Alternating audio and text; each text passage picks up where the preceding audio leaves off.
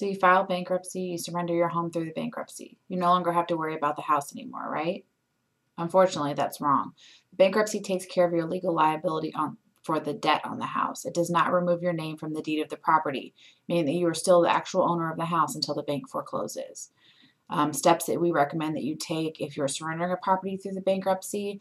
The first is to purchase hazard insurance to cover any problems that arise when the house is vacant. A regular homeowner's policy does not cover damages that occur when the house is vacant.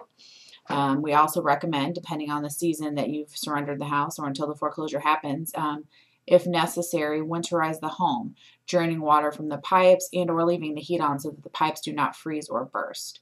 Again, depending on the season, maintain the yard, cut the grass, and trim as necessary to avoid citations from the city or county. Failure to do so can result in penalties and fines that are not dischargeable.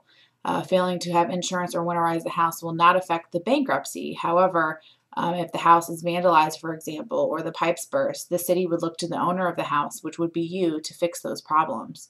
Again, the bankruptcy only takes care of your debt on the house. It does not remove your name from the actual property until a foreclosure sale occurs. Fines and repair bills that are incurred after filing are not included in the bankruptcy, are not discharged. So it's really important that you're kind of taking care of things ahead of time and not going into a bankruptcy and then immediately incurring new debt that's not dischargeable. Let's say, for example, and unfortunately has happened before, a debtor files bankruptcy, surrenders the house, and moves out. The house is vandalized and the mortgage company delays foreclosure. You didn't keep insurance on the house.